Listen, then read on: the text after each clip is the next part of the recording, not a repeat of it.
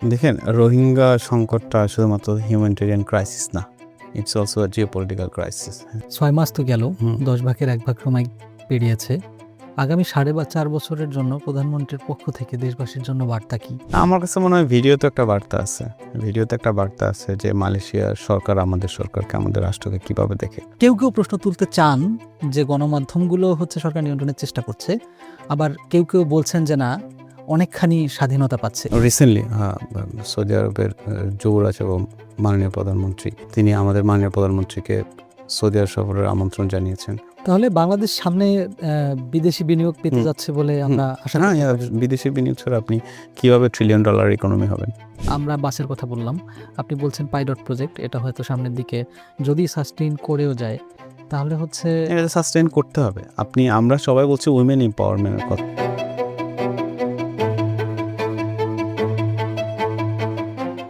২৪-এর ঐতিহাসিক গণ অভ্যুত্থানের পর গণতান্ত্রিক উত্তরণের প্রথম ধাপ হিসেবে দেশের ত্রয়োদশ জাতীয় সংসদ নির্বাচন অনুষ্ঠিত হয়। সেই নির্বাচনে ২/৩ বেশি আসন পেয়ে সরকার গঠন করে বাংলাদেশ জাতীয়তাবাদী দল বিএনপি। প্রধানমন্ত্রী তারেক রহমানের নেতৃত্বাধীন এই রাজনৈতিক দলের সরকার ইতিমধ্যে তাদের ৬ মাস পূর্ণ করেছে। এই স্বল্প সময়ে সরকার রাষ্ট্র মেরামতের পাশাপাশি বেশ কয়েকটি আন্তর্জাতিক কূটনৈতিক সফর করেছেন।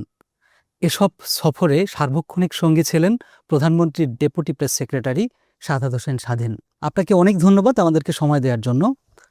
আপনাকেও ধন্যবাদ আমন্ত্রণ জানানোর জন্য। আমরা ইতিমধ্যে বাংলাদেশে সবাই জানে কম বেশি, বাংলাদেশে বিএনপি নেতৃত্বাধীন সরকার ইতিমধ্যে ৬ মাস পার করেছে। এটি সময়ের হিসাবে ৫ বছরে যদি আমরা ১০ ভাগে ভাগ করি তাহলে ১০ ভাগের ১ ভাগ ইতিমধ্যে চলে গেছে। কেউ বলে যাচ্ছেন, কেউ বলতে চাচ্ছেন যে সরকার তাদের হানিমুন পিরিয়ড পার করছে। প্রথমে আসি যে এই সরকার গঠনের নেপথ্যে সবচেয়ে বড় ভূমিকা পালন করেছে ২৪-এর গণ অভ্যুত্থান। সেই অভ্যুত্থানে বৈষম্যহীন রাষ্ট্র গঠন, প্রাতিষ্ঠানিক সংস্কার এবং আরও অনেকগুলো বিষয় আলোচিত হয়েছে। বর্তমান সরকার দায়িত্ব নেওয়ার তো ৬ মাস পূর্ণ হলো। এই সময়ে নির্বাচন কমিশন, পুলিশ বিভাগ, আইনশৃঙ্খলা রক্ষাকারী বাহিনীর মধ্যে কী ধরনের সংস্কার হয়েছে বলে বা সরকার করেছে সেটি একটু জানতে চাইব। ধন্যবাদ। প্রথমত আমি মনে করি যে সংস্কারের যে আলাপটা দেশে, সেটা শুধুমাত্র ২৪-এর গণ অভ্যুত্থান থেকে শুরু হয়নি। ২০২২ সালেই বিএনপি এবং তার মিত্র সঙ্গীদের সাথে নিয়ে ৩১ দফা সংস্কারের একটা কমিটমেন্ট করেছিল। সেখানে আপনার ইকোনমিক রিফর্ম থেকে শুরু করে মন্ত্রিপরিষদ বা প্রধানমন্ত্রীর সাথে ক্ষমতার ভারসাম্য, আরও অন্যান্য অনেকগুলো কমিটমেন্ট সেখানে করা হয়। তারও আগে ২০১৬ সালে আমাদের তৎকালীন চেয়ারপারসন মরহুমা বেগম খালেদা জিয়া, তিনি ভিশন 2030 ঘোষণা করেছিলেন। সেখানে তিনি 3Gর কথা বলেছিলেন: good policy, good governance, good government. এবং তিনি সেখানে সব দল মত সবাইকে নিয়ে একটি অন্তর্ভুক্তিমূলক রাষ্ট্র গঠনের কথা বলেছিলেন। সো ফলে আমার কাছে মনে হয় ২৪-এর গণ অভ্যুত্থান সে সংস্কারের আলোচনাকে আর একটু অগ্রাধিকারে নিয়ে এসেছে। তবে এই সংস্কারটা আমার কাছে মনে হয় যে কমিটমেন্টগুলো আপনার অতীতে বিএনপি ছিল ২৪-এর গণ অভ্যুত্থানের আগে, এছাড়া জুলাই সনদে যেটা আপনার আমাদের জাতীয় সংসদের দক্ষিণ প্লাজায় নোট অফ ডিসেন্ট সহ এটা স্বাক্ষরিত হয়, সেখানে বিএনপির যে কমিটমেন্টগুলো, সেই কমিটমেন্টগুলো এবং ২০৩১ দফা যে কমিটমেন্ট, সেগুলো বাস্তবায়নে সরকার বদ্ধপরিকর এবং সেগুলো করছে। ২ নম্বর যে বিষয়টা আমি মনে করি, কাগজের সংস্কার আসলে খুব একটা পরিবর্তন আনতে পারে কিনা, হ্যাঁ? আমি যদি আমার মাইন্ডসেটটা চেঞ্জ না করি, হ্যাঁ? ধরেন আমি তো বিএনপির সরকারের কাছে তো এখন আপনার ২/৩ মেজরিটি আছে পার্লামেন্টে। এর আগে একটা সরকারের ছিল। তারা কি ধরনের আচরণ করেছে অপোজিশনের সাথে আপনারা জানেন। কিন্তু এই সরকার, আমাদের মাননীয় প্রধানমন্ত্রী জনাব তারেক রহমান, তিনি ২/৩ সংখ্যাগরিষ্ঠ পাওয়ার পরও তিনি অপোজিশনের বাসায় গেছেন। জামাতের আমির এবং এনসিপি প্রধানের বাসায় গেছেন। এর মাধ্যমে তিনি একটা বার্তা দিচ্ছেন যে আমি ২/৩ সংখ্যাগরিষ্ঠ পেতে পারি, কিন্তু in a parliamentarian democracy you are also part of the government. So ফলে আমি যেটা মনে করি, সংস্কার যেটা, এটা আমাকে আসলে আগে মাইন্ডসেটে নিতে হবে। প্রধানমন্ত্রী তারেক রহমান, তিনি ট্রাফিক রুল মেনে চলছেন। ট্রাফিক সিগন্যালে ওনার গাড়ি দাঁড়িয়ে থাকছেন। আমার কাছে মনে হয় এটা একটা message. To his team, to his cabinet, to the all citizen, যে আমরা কেউ আইনের ঊর্ধ্বে নয়, চলেন আমরা সবাই আইন মেনে চলি। তো এই যে আপনার যে সিটিজেন রেসপন্সিবিলিটিগুলো যদি তৈরি না হয়, তাহলে আসলে আমার কাছে মনে হয় যে সংস্কারের আমরা কথা বলছি সেটা আসলে সাস্টেইনেবল হবে না। তার মানে কি সরকার হচ্ছে প্রথমত তাদের যে রাজনৈতিক চিন্তাধারার যে পরিবর্তন, সেই পরিবর্তনের মাধ্যমে কি সংস্কারের একটা বার্তা দিতে চাচ্ছে? অবশ্যই। আচ্ছা, আমরা ইতিমধ্যে হচ্ছে রাষ্ট্রের বিভিন্ন নীতিমালায় পরিবর্তনের ব্যাপারে সরকার বিভিন্ন ধরনের পদক্ষেপ নিচ্ছে। সেটি দৃশ্যমান সংবাদপত্র নিয়মিতই আসছে। একটা ভঙ্গুর অর্থনৈতিক অবস্থার মধ্য দিয়ে বাংলাদেশের সরকার গঠন করেছে প্রধানমন্ত্রী তারেক রহমানের নেতৃত্বে। এর আগের দীর্ঘ ১৭ বছরের শাসনামলের ব্যাপারে আমরা সবাই জানি। এরপর অন্তর্বর্তীকালীন সরকার ডক্টর মোহাম্মদ ইউনূসের নেতৃত্বাধীন যে সরকার, সেই সরকারের আমলে নানান বিষয় নিয়ে মানুষের আপত্তি ছিল, বিতর্ক ছিল। সরকার গঠনের পর সেটি কমেও গেছে। কিন্তু তারপরেও কিছু, কিছু বিষয়ে মানুষের মনে কি কোনো ধরনের অসন্তুষ্টি আপনারা লক্ষ্য করছেন কিনা, বা কোনো বিষয়ে আপনাদের দৃষ্টিগোচর হয়েছে কিনা? এই সরকারের উপর আমার কাছে মনে হয় জনপ্রত্যাশার একটা চাপ আছে। ১৭ বছরের একটা আপনার ডেমোক্রেটিক স্ট্রাগল, একটা মাস আপরাইজিং, এরপরে স্বাভাবিকভাবে যে সরকার ক্ষমতায় আসে তারপরে যে একটা জনপ্রত্যাশার চাপ আছে এবং সে চাপটাকে সরকার ভালোভাবে মোকাবেলা করছে। হ্যাঁ, আমি যদি আপনাকে একটা উদাহরণ দিই, এই যে জ্বালানি সংকট, এটা তো সরকারের তৈরি করা না, এটা বৈশ্বিক সংকট। এই সংকটটা আসলে সরকার কীভাবে ডিল করেছে আপনারা জানেন কি না? মিডল ইস্টের যে দেশগুলো তারা এটা প্রডিউস করে এনার্জি, কিন্তু সেসব দেশের লোকাল মার্কেটে পর্যন্ত আপনার তেলের দাম বা অন্যান্য জ্বালানির দাম 33% পর্যন্ত বেড়ে গেছে। হ্যাঁ, এবং সৌদি আরবের মতো দেশে পর্যন্ত ডিজেলের দাম বেড়েছে। কিন্তু বাংলাদেশে সেই আপনার দাম বাড়াটা ছিল 10-16%। এটা হচ্ছে আমার কাছে মনে হয় যে প্রত্যেকটা বিষয় যে সরকার, এই যে আমি যদি জ্বালানি তেলের দাম বাড়িয়ে দিই তাহলে পরিবহন খরচ বেড়ে যাবে, নিত্যপণ্যের দাম বেড়ে যাবে। ফলে আমার কাছে মনে হয় যে সরকার যেগুলো জনগণের যেভাবে সুবিধা হয় সেভাবে সে সংকটগুলো অ্যাড্রেস করছে। কিন্তু একটা বিষয়ে বাজার নিয়ন্ত্রণ, ব্যাংকিং খাতে শৃঙ্খলা, বা ধরেন বিদেশে পাচার হয়ে গেছে কোটি, কোটি টাকা অর্থ বাংলাদেশ থেকে বিভিন্ন বিগত রেজিমগুলোতে, সেগুলো উদ্ধারে ব্যাংকিং ব্যবস্থা পুনর্গঠনে কি, কি পদক্ষেপ নিচ্ছে? আমি আপনাকে প্রথমে বাজার নিয়ন্ত্রণের কথাটা বলি। সেটা হচ্ছে আপনি রমজানের সময় দেখেছেন সরকার মাত্র একটা সরকার ক্ষমতায় আসলো, সাথে সাথে এই সরকার আসলে বাজার মনিটরিংয়ে নেমে পড়ে। ফলে আপনি রমজানে বা এরপরে নিত্যপণ্যের দাম কিন্তু সেভাবে বাড়েনি। সরকারের এখনও একটা অন্যতম অগ্রাধিকার হচ্ছে যে মধ্যস্বত্বভোগীদের আসলে দৌরাত্ম্য কমানো। আপনি জানেন সরকারের একটা অন্যতম গুরুত্বপূর্ণ পদক্ষেপ হচ্ছে কৃষকের হাট। এখানে কৃষকের হাট থেকে আছে সরকার অথবা জনগণ হচ্ছে সরাসরি কি পণ্য কিনতে পারবে। আর অর্থ পাচারের বিষয়টা যদি বলেন, সরকার ইতিমধ্যে প্রায় 13টি দেশের 23টি মিউচুয়াল ব্যাংকের সাথে আপনার লিগ্যাল অ্যাসিস্ট্যান্ট রিকোয়েস্ট পাঠিয়েছে। এছাড়া আমাদের যে ক্ষতিগ্রস্ত ব্যাংকগুলো, সেই ব্যাংকগুলো প্রায় যে আন্তর্জাতিক সম্পদ পুনরুদ্ধারকারী যে আপনার সংস্থাগুলো আছে, এরকম সংস্থাগুলোর সাথে প্রায় 60টির বেশি যে নন ডিসক্লোজার অ্যাসিস্ট্যান্ট যেটাকে বলা হয় এনডিএ স্বাক্ষর করছে। ফলে আশা করছি যে এইগুলো আরেকটু অগ্রগতি হলে মানে আমরা এটার দৃশ্যমান সফলতা দেখতে পাবো। ২৪-এর গণঅভ্যুত্থানে সবচেয়ে বড় ভূমিকা ছিল তরুণ প্রজন্মের। সো তরুণদের কর্মসংস্থান তৈরির ক্ষেত্রে কি, কি পদক্ষেপ নিচ্ছে? আপনি এখানে মানে কর্মসংস্থান এটা অনেক বড় একটা প্রকল্প। তো সরকার বিভিন্ন দিক থেকে চেষ্টা করছে কর্মসংস্থান তৈরির। প্রথমত যদি আমি বলি যে আমাদের যে বন্ধ পাটকলগুলো আছে সেগুলো আপনার বেসরকারি খাতে ইজারার মাধ্যমে এগুলো শুরু করার জন্য পদক্ষেপ নেওয়া হয়েছে। অলরেডি 3টা শুরু হচ্ছে, সেখানে 12,000 লোকের কর্মসংস্থান হবে। আপনি আমাদের যে আনোয়ারায় যে ইকোনমিক জোন চট্টগ্রামের আনোয়ারায় সেটা শুরু হচ্ছে। সেখানে প্রায় 1 লাখের অধিক মানুষের কর্মসংস্থান হবে। এছাড়া মিশরে যে আমাদের ইকোনমিক জোন আছে সেখানে জাপানি ইনভেস্টমেন্ট আনা হচ্ছে, সেখানেও প্রায় 10 লাখের অধিক কর্মসংস্থান তৈরি হবে। নারায়ণগঞ্জের 2,500 যে আপনার ইকোনমিক জোন সেটাকে আরও ডেভেলপ করা হচ্ছে, যেখানে প্রায় 70,000 থেকে 1 লাখ মানুষের কর্মসংস্থান তৈরি হবে। আপনি জানেন আমরা মাননীয় প্রধানমন্ত্রী মালয়েশিয়া সফরে, সেখানে হচ্ছে আপনার আমাদের শ্রমবাজার উন্মুক্তকরণের জন্য আমাদের একটা মিনিংফুল ডিসকাশন হয়েছে, অলরেডি এটা ওপেন হয়েছে। সো এটাও তো একটা কর্মসংস্থান। আপনি আমাদের যে একটা 500 কোটি টাকার একটা ফান্ড করা হয়েছে যে স্টার্টআপ ফান্ড, যেটা সেখানে প্রায় আপনার 4% ইন্টারেস্টে সেখানে লোন দেওয়া হচ্ছে উদ্যোক্তাদের, এবং একজন উদ্যোক্তা প্রায় 1 কোটি টাকা পর্যন্ত লোন পাচ্ছে। এছাড়া আপনার প্রশিক্ষণের মাধ্যমে মানে বেকার যুবকদের প্রশিক্ষণ দিয়ে এরপরে সরকার এদেরকে আবার ফান্ড করছে। এই সংখ্যাটা অলরেডি আমরা ১০০ কোটি টাকার একটা ফান্ড ছিল এই ৬ মাসে, সেখানে প্রায় আমাদের লক্ষ্যমাত্রা ছিল ১০,০০০। আজকে পর্যন্ত ৯,৫০০ বেকার যুবককে ট্রেনিংয়ের পরে সেখানে আপনার ফান্ড করা হয়। বারবার যে প্রসঙ্গটা আসছে যে বিদেশের সাথে বৈদেশিক কূটনৈতিক সম্পর্ক স্থাপনের মাধ্যমে কর্মসংস্থান সৃষ্টি করা হচ্ছে। আমরা জানি গত ৬ মাসে বেশ কয়েকটি আন্তর্জাতিক সফর করেছেন প্রধানমন্ত্রী তারেক রহমান। আপনি প্রায় সবগুলো বৈদেশিক সফরে তার সার্বক্ষণিক সঙ্গী ছিলেন। আমরা আসবো সাম্প্রতিক আপনাদের সেই অভিজ্ঞতা নিয়েই। প্রধানমন্ত্রীর সফর সঙ্গী হিসেবে আপনি যে কি দেখলেন? চীনের সঙ্গে আমাদের সম্পর্ক উন্নয়নের চেষ্টার একটা লক্ষ্য করা গেছে। সে লক্ষ্যে চীন বাংলাদেশের মধ্যে কয়েক দফায় আলোচনার কথাও আমরা শুনেছি।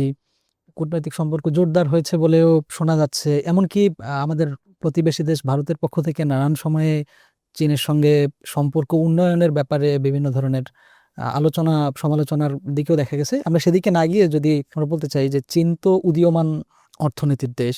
তাদের সঙ্গে আমরা যে সম্পর্ক উন্নয়ন করছি সেটা আসলে কতদূর এগোলো এবং সেখান থেকে আমাদের প্রাপ্তি কি? আমাদের যে বেজিং সফরে প্রধানমন্ত্রীকে বিশেষ রাষ্ট্রীয় প্রটোকল দেওয়া হয় এবং ওনাকে বিশেষ সম্মানে সাথে চীনের প্রধানমন্ত্রী এবং প্রিমিয়ার তার সাথে মিটিং করেন। আমাদের প্রায় ১৩টার মতো এমইও স্বাক্ষর করা হয়েছে। সেখানে বেশ কিছু বিষয়ে খুবই মিনিংফুল ডিসকাশন করা হয়েছে। তার মধ্যে অন্যতম হচ্ছে আপনার এই যে আপনার তিস্তা এগ্রিমেন্ট, তিস্তা প্রকল্প, তিস্তা প্রজেক্টে আপনার কীভাবে চাইনিজ টেকনিক্যাল হেল্প আমরা পেতে পারি।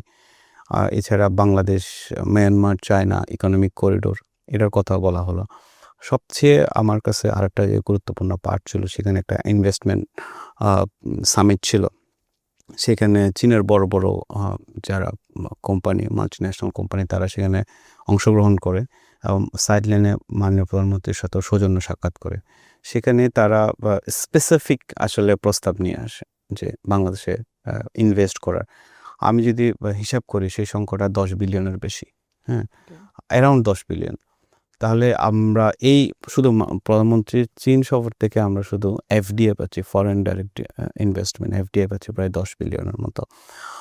আর আরেকটা যে বিষয় যে দুইটা দেশের যে কূটনৈতিক সম্পর্ক, সেটা আসলে এই যে সফলতাটা, এটা দিনে দিনে হয় না, মানে ইটস এ প্রসেস। আমাদের পক্ষ থেকে এটা গোড জেস্টার নিয়ে আমরা গেছি, তারা অ্যাকসেপ্ট করছে আমাদের প্রপোজালগুলো, একটা মিনিংফুল ডিসকাশন হয়েছে। এটার ইমপ্লিমেন্ট দেখতে পাবেন, ইমপ্লিমেন্টটা শুরু হয়েছে। কিন্তু ব্যাপারটা এমন না যে আজকে গেলাম আজকেই আপনি একটা রেজাল্ট দেখতে পাবেন। মালয়েশিয়া সফর নিয়েও বেশ আলোচনা সমালোচনা হচ্ছে। সমালোচনার চেয়ে আমরা আলোচনায় বেশি শুনেছি। ইনফ্যাক্ট চীন যাওয়ার আগে মালয়েশিয়া ঘুরেই প্রধানমন্ত্রী তারেক রহমান মালয়েশিয়ায় গিয়েছেন। এই সফর থেকে আমরা আসলে কি পেলাম? আমরা একটা ভিডিও খুব আলোচিত হয়েছে বাংলাদেশে। তো শুধুই কি ভিডিও নাকি অন্য কোনো কিছু আমাদের বাংলাদেশের জন্য প্রাপ্তি আছে, জনগণের প্রাপ্তি আছে? আমার কাছে মনে হয় ভিডিওতে একটা বার্তা আছে যে মালয়েশিয়ার সরকার আমাদের সরকারকে, আমাদের রাষ্ট্রকে কিভাবে দেখে, তারা আমাদেরকে কতটা গুরুত্ব দেয় আর কি। এই ভিজিটে আমার কাছে মাত্র ১৮ ঘন্টার একটা ভিজিট ছিল। সেই ভিজিটে মালয়েশিয়ার প্রধানমন্ত্রী এবং রাজাসহ গুরুত্বপূর্ণ মন্ত্রীবর্গ এবং ব্যবসায়ীদের সাথে প্রধানমন্ত্রীর সৌজন্য সাক্ষাৎ হয়। প্রায় আপনি দেখেন ৩৩টা দফা নিয়ে একটা যৌথ প্রেস কনফারেন্স করে দুই প্রধানমন্ত্রী। এটার একটা অবশ্যই একটা মানে গুরুত্ব বহন করে আর কি এটা। এছাড়া শ্রমবাজার উন্মুক্তর কথাটা বললাম। রোহিঙ্গা সংকটে তারা কি আমাদেরকে সাপোর্ট করছে রোহিঙ্গা সংকট সমাধানে। একটুখানি আপনাকে যদি আটকে জিজ্ঞেস করি যে শ্রমিকদের জন্য ওখানে শ্রমবাজার উন্মুক্ত করার কথা বলা হয়েছিল, সেটি কত দূরে গিয়েছে আসলে? এটা অলরেডি ওপেন। ইভেন আমি আরেকটা বিষয় বলি, শুধু শ্রমবাজার ওপেন না, ওইখানে যারা আছে যাদের ওয়ার্ক পারমিট বাতিল হয়েছে তাদেরকে ওয়ার্ক পারমিট দেওয়া, এবং আমাদের দেশের শ্রমিকদের সুরক্ষা তৈরি করা, সব কিছু নিয়ে ডিসকাশন হয়। এবং মালয়েশিয়ার অনেকগুলো কোম্পানির সাথে মাননীয় প্রধানমন্ত্রীর সৌজন্য সাক্ষাৎ হয়। তারা বন্দর, জ্বালানি এবং বিভিন্ন ক্ষেত্রে তারা বাংলাদেশে ইনভেস্ট করার জন্য আগ্রহ দেখিয়েছে। অলরেডি তাদের টিম বাংলাদেশ সফর করে গেছে যে কোন সেক্টরে তারা আসলে বাংলাদেশে ইনভেস্ট করতে পারে, না ইনভেস্ট বাংলাদেশে ইনভেস্টমেন্টের ব্যাপারটা। আমরা একটু সৌদি আরবের দিকে যদি যাই, হুম। সৌদি আরবের বিনিয়োগ আকর্ষণ সহ নানামুখী কূটনৈতিক তৎপরতা চালানো হচ্ছে বর্তমান সরকারের পক্ষ থেকে। বাংলাদেশে বর্তমানে এই বহুমুখী ভূরাজনৈতিক কৌশলকে আপনি কিভাবে মূল্যায়ন করবেন? বিশেষ করে ভারত, চীন ও পশ্চিমাদের সাথে সম্পর্কের যে ভারসাম্য বজায় রাখার চেষ্টা চলছে, হুম। সেটি আসলে বাংলাদেশকে কোন দিক নিয়ে যাবে বলে মনে হয় আপনার কাছে? আমি প্রথমে সৌদি আরব ইস্যুতে আসি। বিএনপি সরকার ট্র্যাডিশনালি সৌদি আরব সহ মুসলিম বিশ্বের সাথে সম্পর্ককে বিশেষ অগ্রাধিকার দেয় এবং আপনি দেখেছেন এই রিসেন্টলি সৌদি আরবের যুবরাজ এবং মাননীয় প্রধানমন্ত্রী তিনি আমাদের মাননীয় প্রধানমন্ত্রীকে সৌদি আরব সফরের আমন্ত্রণ জানিয়েছেন। সম্প্রতি সৌদি আরবের মন্ত্রীবর্গের একটা উচ্চ পর্যায়ের টিম ভিজিট করে গেছেন। তারা বাংলাদেশের বন্দর, সোলার, ইভেন অবকাঠামো, যোগাযোগ ক্ষেত্রে তারা ইনভেস্ট করার কথা বলেছে। সৌদি আরবের সাথে আমাদের যে সম্পর্কটা শুধুমাত্র শ্রমবাজারের মধ্যে আমরা লিমিটেড না রেখে কীভাবে দ্বিপাক্ষিক সম্পর্ক আরও নানা ক্ষেত্রে আসলে তৈরি করা যায় এবং এটা আরও ডেভেলপ করা যায়, এটার উপর আমাদের বিশেষ ফোকাস আছে এবং খুব শীঘ্রই আশা করি আরও ডেভেলপ দেখতে পারবেন বাংলাদেশ সৌদি আরব রিলেশনে। দক্ষিণ কোরিয়ার সঙ্গেও আমাদের চুক্তির কথা শোনা যাচ্ছে। হ্যাঁ। সেখানে বাণিজ্য চুক্তির কথা মূলত। সেখানে কি ধরনের বাণিজ্য হবে? বাংলাদেশ কি পাচ্ছে দক্ষিণ কোরিয়াতে? এখানে যে আমাদের যে SEPA এগ্রিমেন্টটা হলো আপনি জানেন, এই এগ্রিমেন্টের কারণে বাংলাদেশে অনেকগুলো পণ্য, চামড়াজাত পণ্য, পাটজাত পণ্য হচ্ছে আপনার দক্ষিণ কোরিয়ায় অগ্রাধিকারমূলক শুল্ক হার পাবেন। আপনি জানেন সাউথ কোরিয়া জাহাজ শিল্পে অনেক ভালো আর কি।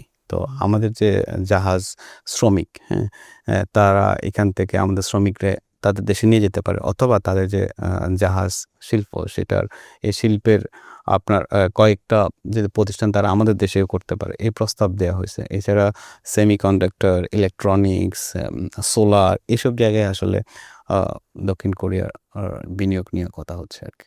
তাহলে বাংলাদেশ সামনে বিদেশি বিনিয়োগ পেতে যাচ্ছে বলে আমরা আশা করতে পারি। বিদেশি বিনিয়োগ ছাড়া আপনি কিভাবে $1 ট্রিলিয়ন ইকোনমি হবেন? বাংলাদেশ স্বল্পোন্নত দেশ থেকে অগ্রগতির দিকে যাচ্ছে।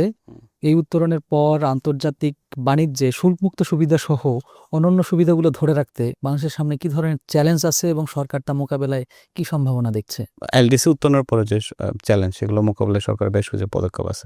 আপনি জানেন আমাদের রপ্তানি বাজার হচ্ছে অনেক বেশি গার্মেন্টস ডিপেন্ডেন্ট। সেটাকে আসলে কীভাবে আরও একটু বৈচিত্র্যময় করা যায় সেটার জন্য সরকার নজর আছে। সেমিকন্ডাক্টর সাইডটা ডেভেলপ করা হচ্ছে, ক্রিয়েটিভ ইকোনমির কথা বলা হচ্ছে, জাহাজ শিল্পের কথা বলা হচ্ছে। এছাড়া বিভিন্ন দেশের সাথে আপনি যে সাউথ কোরিয়া বললাম, SEPA এগ্রিমেন্ট, FTA এর কথা বলা হচ্ছে মালয়েশিয়ার সাথে। সো মুক্ত বাণিজ্য চুক্তি যেটাকে বলা হয়, চায়নার সাথে, মালয়েশিয়ার সাথে, এগুলো মানে আলোচনার মধ্যে আছে এবং বিদেশি বিনিয়োগ আকর্ষণের চেষ্টা করা হচ্ছে। ফলে এই উত্তরণের পরে যে চ্যালেঞ্জগুলো তৈরি হবে সেগুলো সরকার অলরেডি অ্যাড্রেস করে এগুলো নিয়ে কাজ করছে। এবার আসবো রোহিঙ্গা সংকট নিয়ে। আপনারা ইতিমধ্যে চীন সফর করেছেন, মালয়েশিয়ায় আলাপ হয়েছে, চীনেও রোহিঙ্গা ইস্যু নিয়ে আলাপ হয়েছে। আপনি নিজেও রোহিঙ্গা নিয়ে বেশ কিছু গবেষণাধর্মী কাজও করেছেন প্রধানমন্ত্রীর প্রেস উইংয়ে যোগ দেবার আগে। তো সব মিলিয়ে বাংলাদেশের বর্তমান বিশ্ব বাস্তবতায় মায়ানমারের সঙ্গে বাংলাদেশের যে সম্পর্ক সেটা দিয়ে খুব একটা ভালো না, এটা সবাই জানে। কিন্তু চীনের সঙ্গে মায়ানমারের সম্পর্ক ভালো, বাংলাদেশের সঙ্গেও সম্পর্ক উত্তরণের দিকে এগোচ্ছে। সব মিলিয়ে রোহিঙ্গা সংকট মোকাবেলায় কি পদক্ষেপ বা কি সম্ভাবনা দেখা যাচ্ছে বলে মনে হয়? দেখেন, রোহিঙ্গা সংকটটা শুধুমাত্র হিউম্যানিটেরিয়ান ক্রাইসিস না, ইটস অলসো জিওপলিটিক্যাল ক্রাইসিস। তো এই সংকট মোকাবেলায় এটা প্রায় 2017 সালের সংকট। আজকে 2026 সাল। এতদিনের পূর্ববর্তী সরকারগুলোর যে নতজানু কূটনীতির কারণে আসলে এই সংকটটা অনেক বেশি দীর্ঘায়িত হলো। তো আপনি জানেন যে মালয়েশিয়া সফরের মাননীয় প্রধানমন্ত্রী মালয়েশিয়ান কাউন্টারপার্টের সাথে এই কথাটা রোহিঙ্গা সংকটটা তুলেছে এবং চায়না সফরেও তিনি চাইনিজ কাউন্টারপার্টের সাথে রোহিঙ্গা ইস্যুটা তুলেছেন। তো এবং আপনি জানেন ইউএসের সাথেও এটা নিয়ে একটা আমাদের ডিসকাশন আছে। তো আসলে চ্যানেল ওপেন করা হচ্ছে কীভাবে রোহিঙ্গা সংকটটা আর কি সমাধান করা যায়। শুধু মালয়েশিয়া না, আসিয়ান অন্যান্য দেশগুলোরও ওইখানে সমর্থন চাওয়া হচ্ছে। জাতিসংঘের একটা অ্যাক্টিভ রোল আছে। ফলে এটা নিয়ে আমাদের একটা মানে বাংলাদেশে একটা সামগ্রিক ডিপ্লোমেসি আছে, যেটার মাধ্যমে আসলে এই সংকটের একটা সাস্টেইনেবল সলিউশন আসলে করা যায়। এবার একটু যদি ঢাকার নাগরিক হুম। জীবনের দিকে আসি, সরকার ইতিমধ্যে নারীদের জন্য স্বতন্ত্র বাস সার্ভিস চালু করেছে, পিঙ্ক বাস। ঢাকার চারপাশের যে নদীপথ, সেই নদীপথে ওয়াটার বাস চালু করার পদক্ষেপ নিয়েছে। কিন্তু আমরা এই ২ পদক্ষেপেই দেখেছি নারীদের জন্য যে স্বতন্ত্র বাস এর আগেও বেসরকারি এবং সরকারি উদ্যোগে চালু হয়েছে। ১৯৯৮ সালের দিকে একবার, ২০১৮ সালেও একবার বেসরকারি উদ্যোগে চালু হয়। কিন্তু সেগুলোই ধীরে, ধীরে হচ্ছে বন্ধ হয়ে যায়। কিন্তু এটাকে টেকসই করার জন্য সরকার আসলে কি পদক্ষেপ এবং কি উপায় বিবেচনা করে মূলত এই সার্ভিসটা চালু করলো? পিং বাস তো এখনো পাইলট প্রজেক্ট হিসাবে চলছে আর কি। জনগণ তো একটা সাড়া মিলেছে এবং এটা খুবই দরকার আর কি। আমাদের বাসগুলোতে যে নারীদের হয়রানি, হ্যাঁ, সেটা থেকে বেরিয়ে এসে আপনার সেফ জার্নি যদি নিশ্চিত করতে না পারে, আমরা বলি উইমেন এম্পাওয়ারমেন্ট, হ্যাঁ, জব সেক্টরে আমি যদি আমার ট্রান্সপোর্টেশনটা সেভ করতে না পারি ফর দ্য উইমেন, তাহলে আপনি উইমেন এম্পাওয়ারমেন্টটা কীভাবে হবে? হ্যাঁ, ফলে আমার কাছে মনে হয় যে এটা জনগণের যেহেতু সাড়া পাওয়া গেছে, এই প্রকল্পটা আরও বাড়বে। শুধু ঢাকা শহর না, আরও ঢাকার বাইরে অন্যান্য বড় শহরগুলোতেও আসবে এবং আমি আশা করি যে এই প্রকল্পটা সাস্টেইনেবল হবে। এবং নাগরিক জীবনের কথা বললেন, এই যে আপনি জানেন যে অনেকগুলো এআই ক্যামেরা বসানো হলো ট্রাফিক সিগন্যালটা একটা সিস্টেমে আনার জন্য। আর যে আপনার লেকগুলো পরিষ্কার করা হচ্ছে দূষণ প্রতিরোধে, নদী দূষণ বন্ধ করতে বেশ কিছু পদক্ষেপ সরকার নিয়েছে। এখানে আমি একটা বিষয় যোগ করি, সেটা হচ্ছে আপনি এখানে যদি সিটিজেন পার্টিসিপেশন না পান, নাগরিকদের যদি আপনি সম্পৃক্ততা না পান, তাহলে আসলে এই যে আমি নদী দূষণের বিরুদ্ধে বলছি, খাল দূষণের বন্ধে পদক্ষেপ নিচ্ছি, এগুলো সাস্টেইনেবল হবে না। আমরা বারবার বলছি যে সরকারের যে উদ্যোগগুলো নিচ্ছে, হুম। তারেক রহমানের নেতৃত্বাধীন সরকার, সেগুলো বেশ ইতিবাচক সাড়া ফেলেছে ইতিমধ্যে। আপনি পিঙ্ক বাসের কথা বললেন। খাল খননের কর্মসূচির কথা আমরা উল্লেখ করতে পারি। এর পাশাপাশি বৃক্ষরোপণের একটা ঐতিহাসিক লক্ষ্যমাত্রা, দীর্ঘমেয়াদী লক্ষ্যমাত্রা নির্ধারণ করা হয়েছে। সবগুলোই আ বাংলাদেশের মানুষকে নতুন করে আশা জাগাচ্ছে। কিন্তু সবচেয়ে বড় প্রশ্ন বাংলাদেশ সরকারের বা বিভিন্ন সময়ে আমরা যেটা লক্ষ্য করেছি যে সেটাকে টেকসই করা হয়ে ওঠে না। আমরা বাসের কথা বললাম। আপনি বলছেন পাইলট প্রজেক্ট, এটা হয়তো সামনের দিকে যদি সাস্টেইন করেও যায়, তাহলে হচ্ছে এটা সাস্টেইন করতে হবে। আমরা সবাই বলছি উইমেন এম্পাওয়ারমেন্টের কথা। তো আপনি তার জন্য যদি সেফেস্ট একটা ট্রান্সপোর্টেশন সিস্টেম করতে না পারেন, তাহলে আপনি সেই নারী কর্মক্ষেত্রে কীভাবে আসবে? ফলে দেয়ার ইজ নো অপশন। আপনাকে এবং এটা সরকার এটাকে খুব শক্তভাবেই হুম, দিচ্ছে। হুম, তার মানে সামনের দিনে আমরা দেখতে পারবো হয়তো যে অবশ্যই। এটি সাস্টেইন করছে। আমরাও সেটি আশা করি। ওয়াটার বাসের কথা হুম, একবার এলো। আমি আরেকবার এর একটুখানি যদি বলতে চাই, বিগত আওয়ামী লীগের সরকারের সময়েও কিন্তু এ ধরনের উদ্যোগ নেওয়া হয়েছিল। ওয়াটার বাস, সেখানে প্রায় ১২২ কোটি টাকার প্রকল্প ছিল। সেটি সম্পূর্ণরূপেই নষ্ট হয়ে গেছে। আমি যদি আপনাকে একটুখানি জানিয়ে রাখি যে এসব প্রকল্প নষ্ট হয় বা এই পুরো রাজধানী ঘিরে যে ওয়াটার বাসের সার্ভিস, সেটা বন্ধ হয়ে যাওয়ার কারণে অন্যতম বড় কারণ হিসেবে দেখানো হয়েছিল যে এই পুরো পথটাতে অনেকগুলো সড়ক বয়ে গেছে এবং এই সড়কগুলোর উপরে অনেকগুলো সেতু আছে। এই সেতুগুলোর উচ্চতা এত কম যে নৌযানগুলো স্বাচ্ছন্দ্যে পার হয়ে যেতে পারে না। সো এই সবকিছু বিবেচনা করে এই পদক্ষেপগুলো নেওয়া হচ্ছে কিনা বা এটা একটা টেকনিক্যাল ইস্যু এবং এটা অ্যাড্রেস করা হচ্ছে as far as I concern. কিন্তু এই ওয়াটার বাস সার্ভিসটা পপুলার না হওয়ার অন্যতম আরেকটা কারণ হচ্ছে যে আসলে নদী দূষণ। হ্যাঁ, এই দূষিত পানির উপর মানুষ আসলে ভিজিট করতে চায় না। ওয়াটার বাস সাস্টেইন না করার সংকটগুলো সরকার অ্যাড্রেস করেই নতুনভাবে এটা চালু করছে। ফলে I hope it will sustain. আমরা একেবারে শেষের দিকে এসেছি। আরেকটু যদি যাই যে ৬ মাস তো গেল, হুম। ১০ ভাগের ১ ভাগ সময় পেরিয়েছে। আগামী ৪.৫ বছরের জন্য প্রধানমন্ত্রীর পক্ষ থেকে দেশবাসীর জন্য বার্তা কি? গণতান্ত্রিক ও সমৃদ্ধ বাংলাদেশ গড়তে সরকারের চূড়ান্ত লক্ষ্যমাত্রা কি? ওকে। দেখেন, এই সরকার ক্ষমতায় আসছে জনগণের ভোটে। তো ইলেকশনের সময় রাজনৈতিক দল হিসেবে বিএনপি জনগণের কাছে বেশ কিছু কমিটমেন্ট করেছিল। So I hope this government will try there level best to address all of the commitment that did during the election. তো কারণ হচ্ছে আমরা যদি আরেকবার ক্ষমতায় আসতে চাই, আমাদেরকে জনগণের ভোটে ক্ষমতায় আসতে হবে। ফলে জনগণের কাছে আমাদের যে কমিটমেন্টগুলো, সেই কমিটমেন্টগুলো যথাযথভাবে পরিপূর্ণভাবে আপনার পূরণ করার জন্য সরকার কাজ করছে। আগামী 4.5 বছরের বার্তা একটাই, জনগণের আশা আকাঙ্ক্ষা পূরণে এই সরকার তার সর্বোচ্চ চেষ্টা করে যাবে। এবং আপনি একদম শুরুতে একটা কথা বললেন, হানিমুন পিরিয়ড। আমরা আসলে এই ফ্রেজটার সাথে একমত না। সরকার প্রথম দিন থেকেই কঠোর পরিশ্রম করছে, প্রথম দিন থেকেই। এবং হানিমুন পিরিয়ড বলতে কি বোঝায়? যে এই সময়টা খুব লেজার সময়, বা এই সময়টা সরকার খুব আপনার এনজয় করে, এটাই তো বোঝানোর চেষ্টা সেটাই। করা হয়। কিন্তু আপনি দেখেন, প্রথম দিন থেকে সরকার জনগণের সমস্যা সংকটে কঠোর পরিশ্রম করছে। এবং এই সরকার ক্ষমতায় আসার পর বেশ কয়েকটি আসলে ক্রাইসিস তৈরি হয়। জ্বালানি ক্রাইসিস, আপনি দেখেন সরকার এটা কীভাবে অ্যাড্রেস করেছে। আপনার হাওর অঞ্চলে মানে আকস্মিক বন্যায় মাননীয় প্রধানমন্ত্রী সংসদেই আপনার ঘোষণা দিয়েছেন যে ক্ষতিগ্রস্ত কৃষকদের 3 মাসের খাবার দেয়া হয়।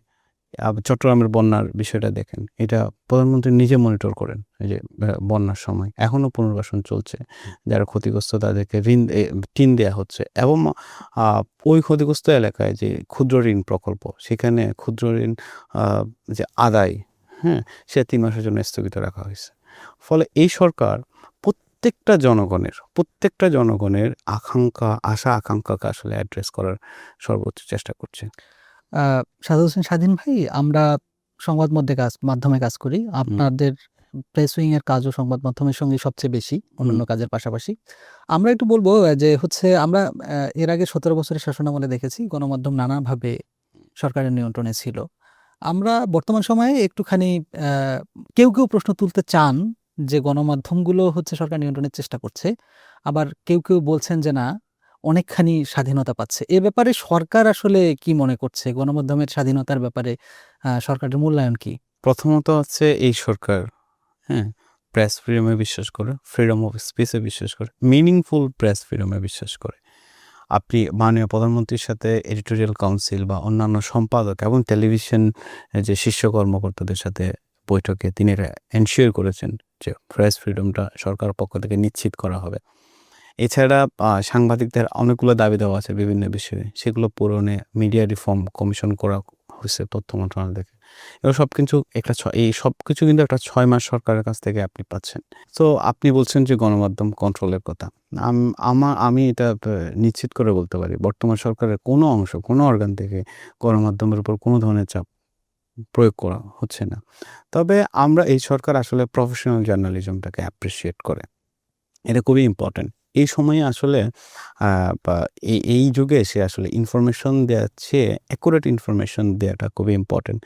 আপনি দেখছেন অনেকগুলো গণমাধ্যমে ডিসইনফরমেশন ছড়ানো হচ্ছে। অনেকগুলো ডিসইনফরমেশন যেটা মেইনস্ট্রিম গণমাধ্যম দায়ী। এগুলো ফ্যাক্ট চেকাররাই বের করছে, আমার কথা না। অথবা অনেক সময় আপনার বক্তব্যটাকে টুইস্ট করা হচ্ছে। তো সেক্ষেত্রে এই সরকার আসলে প্রফেশনাল জার্নালিজমটাকে অ্যাপ্রিশিয়েট করে, যেটা দেশের জন্য, ডেমোক্রেসির জন্য খুবই গুরুত্বপূর্ণ। সরকার আগামী 4.5 বছরে কি পদক্ষেপ নেবে, হুম। কি আলোচনা সমালোচনা হবে, সেসব নিয়ে আমরা কয়েক দফায় হয়তো আবার আপনার সঙ্গে বসবো আলোচনায়। সেই প্রত্যাশা রেখে আজকের স্ট্রিমটা এখানেই শেষ করছি। আমাদেরকে সময় দেওয়ার জন্য আপনাকে অসংখ্য ধন্যবাদ। আপনাদেরকেও ধন্যবাদ আমন্ত্রণ জানানোর জন্য। সুধী দর্শক, আপনাদেরকে ধন্যবাদ জানাচ্ছি এতক্ষণ আমাদের সঙ্গে থাকার জন্য। আজকের মতো স্ট্রিম টক এখানেই শেষ করছি। আমাদের এ ধরনের কন্টেন্ট নিয়মিত পেতে ফেসবুক পেজটি ফলো দিয়ে রাখুন এবং আমাদের সাবস্ক্রাইব করুন ইউটিউব চ্যানেল। ধন্যবাদ।